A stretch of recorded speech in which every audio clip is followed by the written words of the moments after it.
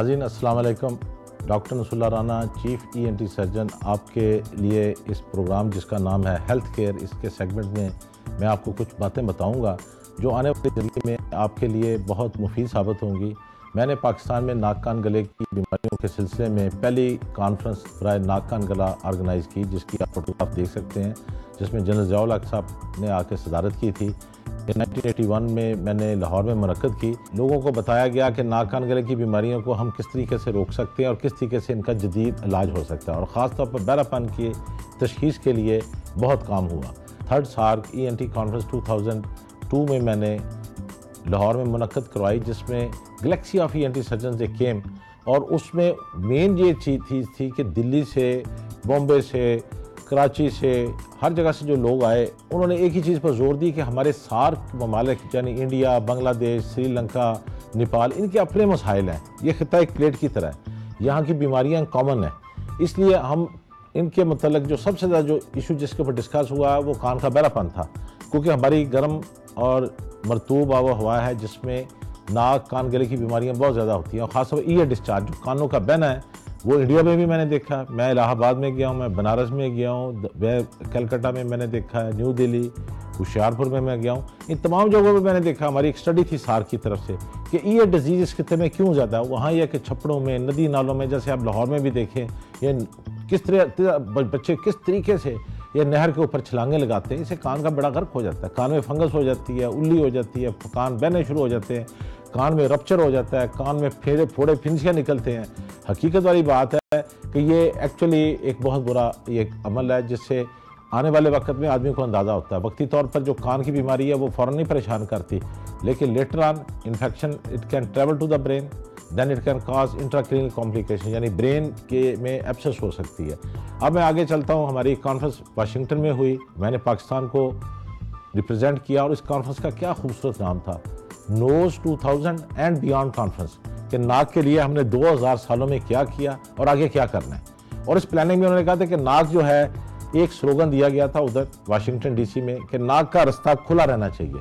नाक में जिस शख्स से रुकावट है उसकी ज़िंदगी में रुकावट है।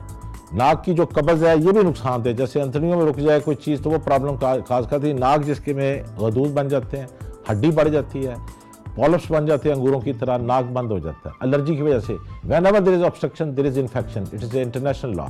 जहाँ रुकावट होगी, आपकी घर की नाली है उसमें पत्थर फंस जाएगा, घर पीछे सारा बदबूदार हो जाएगा। ये मैं लोकल एग्जांपल दे रहा हूँ ताकि आपको समझ लग सके। इस तरह हलक के रेशे कीड़े के ऊपर बात हुई, जैसे आपकी छत टपकती है, नीचे कार पर टेबल हर चीज़ ख़राब हो जाती है। इस तरह आदमी का गला, उसकी चेस्ट, उसको दमा हो जाता है, रेशा नाक में से कानों में जाता है, कान बहरे हो जाते हैं। इसके ऊपर ये नोज़ 2000 एंड बियॉन्ड कॉन्फ्रेंस, उसमें ख़ास तौर पर यह था कि नाक की हड्डी का ऑपरेशन बचपन में भी कर देना चाहिए, उसको 20 साल 18 साल इंतज़ार करने की ज़रूरत को नहीं। उस ऑपरेशन का नाम सेप्टोप्लास्टी कहते हैं। उस कॉन्फ्रेंस में ये स्लोगन हम लेके आए, पाकिस्तान में इसके ऊपर काम किया। अभी जो उससे नेक्स्ट कॉन्फ्रेंस 2002 में हमने सार्क में यहाँ पर लाहौर में एक और चीज़ जिसके ऊपर जिक्र किया गया कि टॉन्सिल्स के ऊपर। अब टॉन्सिल्स जो हैं ये घर घर का मसला है, बच्चों में, जवानों, बूढ़ों, खासकर बच्चे जो स्कूल गोइंग एज है उसमें ये टॉन्सिल जो है इंसान को बहुत ज़्यादा मुतासर करते हैं। बच्चे जिनके गले में टॉन्सिल्स पीप ज़्यादा हो जाते हैं, उनके कान बहना शुरू हो जाते हैं, उनको और प्रॉब्लम, सबसे बड़ी बात यह है कि जोड़ों का प्रॉब्लम हो सकता है। टॉन्सिल्स की बीमारी के ऊपर हमारी दिल्ली में जो कॉन्फ्रेंस थी, 5th SAARC ENT conference Ashoka hotel में हुई, जो दुनिया का सबसे बड़ा होटल है। वहाँ पर 5000 ईएनटी डॉक्टर मौजूद थे। वहाँ पर टॉन्सिल्स के लिए ये कहा गया कि ये 5 साल की उम्र से ये इसका अमूमन हम ऑपरेशन शुरू करते हैं और यंग एज तक होता रहता है। असल चीज़ ये है कि ये अगर ना टॉन्सिल्स का प्रॉपर टाइम पे ऑपरेशन हो तो बच्चे के कान ख़राब हो जाते हैं। स्कूल गोइंग एज में ख़ास तौर पर इस बीमारी का इंसिडेंस है। ये मेयो हॉस्पिटल लाहौर जो पाकिस्तान का सबसे बड़ा हॉस्पिटल है, मैंने यहाँ पर 20 साल के अरसे में यही देखा है कि माएँ बच्चों को ख़ास तौर पर जब स्कूल की छुट्टियाँ होती थी लेके आती थी कि जी बच्चे के गले बड़े ख़राब है। अब ऑपरेशन का जब हमने जिक्र करना, उन्होंने कहना जी नहीं रहने दें ऑपरेशन। भाई ऑपरेशन 5 मिनट का ऑपरेशन है, गला खोल के हम कर देते हैं, जिसमें आप लेटेस्ट टेक्निक्स हैं जो which I will tell you, that's called as cryosurgical technique. Even the laser surgery is very useful, जिसमें खून नहीं निकलता, स्टिच लगाने नहीं पड़ते, मरीज़ उसी दिन फारग होकर चला जाता है। ये एक नई चीज़ है। जैसे पहले लोग हज पे पैदल जाते थे, अब बाई एयर जाते हैं, कितना डिफरेंस है। बड़ी जहाज़ पे जाते थे, वो भी हमारे अपने दौर में हमने देखा। अब चीज़ें आगे आ गई हैं, हमने नई चीज़ों को अडॉप्ट करना, ये स्लोगन था इंडिया में 5th सार्क में। मैंने इसकी कैंडल लाइटिंग सेरेमनी परफॉर्म की। 7 ENT के प्रेसिडेंट मुल्कों के, उनका हेल्थ मिनिस्टर और उनका मेडिकल कोर का हेड एडमिरल VK सिंह वो खड़े हैं, जहाँ पर पाकिस्तान को भी इज्जत मिली, हमें भी मिली, और I did the candle lighting ceremony and inauguration was done. आगे जो उसका मेन थीम उस कॉन्फ्रेंस का था, जिसमें कुछ तकरीबन 5000 ENT के डॉक्टर मुख्तलिफ खितों से आए हुए थे, कि इस बड़े सगीर में जिसमें इंडिया, पाकिस्तान, बांग्लादेश और नेपाल वगैरह शामिल हैं, यहाँ पर लोगों को हेल्थ के शऊर को हमने उभारना है। हेल्थ की यहाँ प्रायोरिटी नहीं है। जहाँ गुर्बत है, जहालत है, जहाँ पर लोगों को पता ही नहीं है कि आप कान में तेल नहीं डालना, अब लोग कान में तेल डाल देते हैं। चाबी है, ये देखिए चाबी मारते, चाबी फेरते फेरते कान का पर्दा। इवन मैं आज आप बड़ी अच्छी बात बताऊंगा कि इसी कॉन्फ्रेंस में उन्होंने कहा था कॉटन बड का यूज़ नहीं करना। कॉटन बड को तोड़ दिया गया था उस कॉन्फ्रेंस में, ये मैं जिम्मेदारी से बताता हूँ। यही इसके बाद मलेशिया कुआलालंपुर में हमारी कॉन्फ्रेंस थी, जिसमें 10th एशिया में एक स्लोगन दिया गया, हेयरिंग फॉर ऑल। उसमें खास तौर पर कॉटन बड का जिक्र किया कि कान में ये करते करते, कान में वैक्स जो है ये it is the defence of your body, it is the army of your ears. इसको प्लीज़ कान में से ना निकालें, लेट इट स्टे देयर।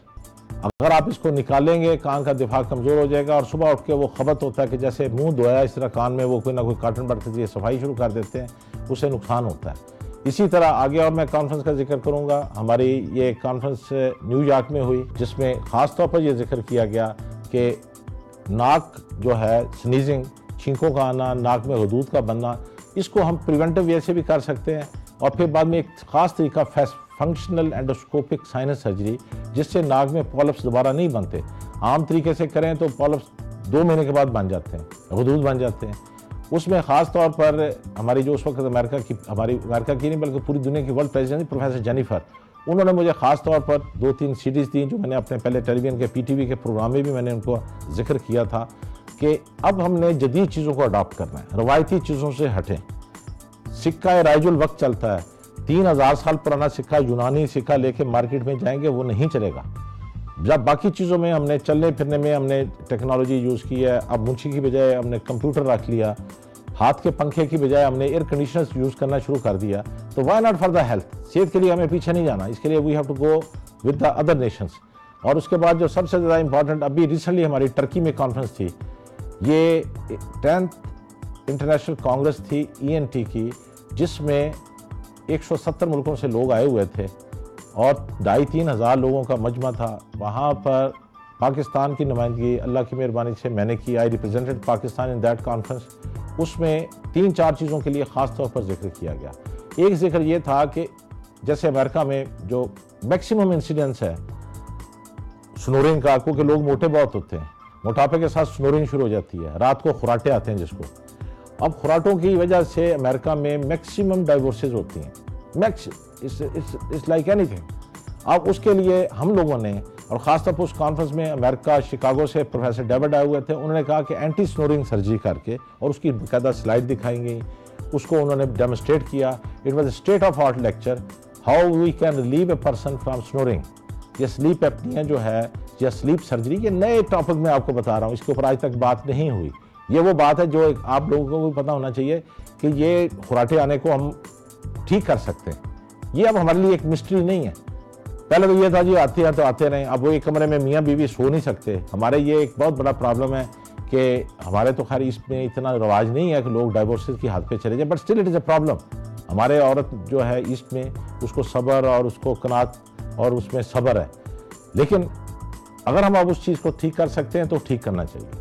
लोगों में शऊर होना चाहिए कि ये वो तकलीफ़ है snoring which can cause a problem in the domestic life.